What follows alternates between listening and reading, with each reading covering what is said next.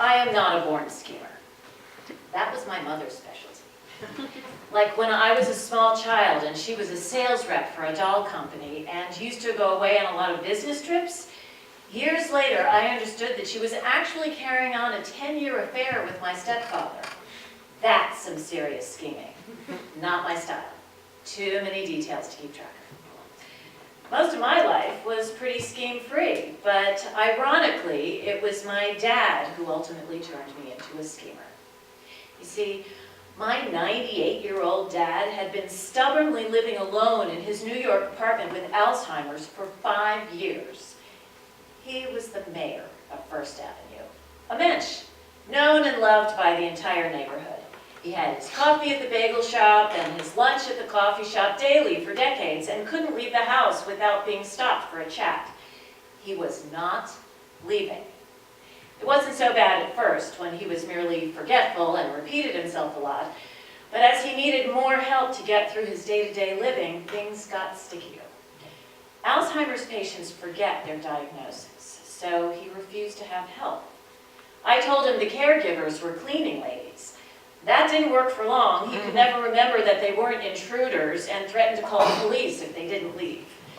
Eventually, he started hitting them and chasing them with golf clubs or any hard object he could lift. The super called to tell me that he slugged the doorman and wandered out midwinter without a coat. Then he became sexually aggressive, and several of the home health aides ran screaming from the apartment when he grabbed them and exposed himself, demanding sexual favors in language I didn't even know he knew. I lived in dread of the phone calls that would come from the agency at all hours of the day and night, reporting what was happening and asking what I wanted them to do. What was I supposed to do from LA? I didn't even recognize the person they were describing. My entire life developed a low-level hum of anxiety, waiting for the next terrible thing to happen. I thought he was going to kill someone, and I was terrified I'd be held liable. All of this is standard issue Alzheimer's stuff, mind you. We wound up having to hospitalize him so that he could be put on meds to control his behavior.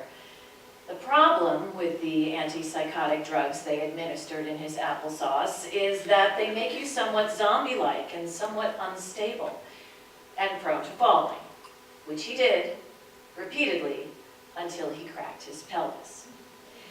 This is the point at which my willingness to deal with him staying in his own home also cracked, and when I became a master schemer. I'm an only child and completely responsible for his care, so if he was going to leave the only remaining place that was familiar to him, why not move him to Los Angeles and make my life easier? While he was in rehab, relearning how to walk, I got to work visiting memory care residences. And I ultimately found a nice place that didn't seem too fazed by my explicit descriptions of his behavior and didn't seem likely to kick him out. Now, how was I going to get him here? The thought of getting on a plane with him alone was horrifying and simply out of the question. If I could get him on the plane, how would I keep him seated? What if he got violent at 30,000 feet? How would he use the lavatory? He hadn't even been in an airport since 9/11. No. So I Googled, found a lovely thing called Flying Nurses International. They will take anybody in any condition, anywhere, for an arm and a leg, but it's door-to-door service and they get medical clearance from the airline, so I was in. Now all I had to do was put the plan in motion. Operation Transplant Sam was a go. It was key to take him directly from the rehab and not let him get settled back into his apartment. I knew I was going to have to cook up a good story, but was not sure what he'd buy.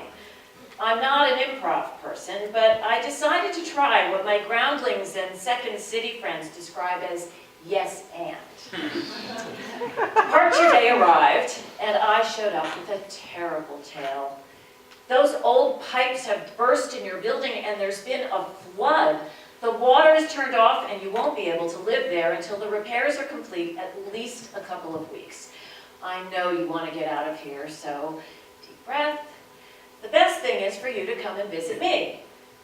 Well, if that's what you think, Yes, and the car is coming to take us to the airport very soon. The nurse then walks in, tough as nails, all business. This is Gail, Auntie Ann's granddaughter, and she is going to travel with us. Gail? Yes, and you haven't seen her in a long time, but she's going to keep us company on the flight. Oh, okay. I don't remember her.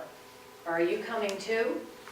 Yes, and I look forward to having you visit. This was all too easy. I am ready to start a career in improv. I'm hugely relieved that Nurse Gail has completely taken charge of the operation.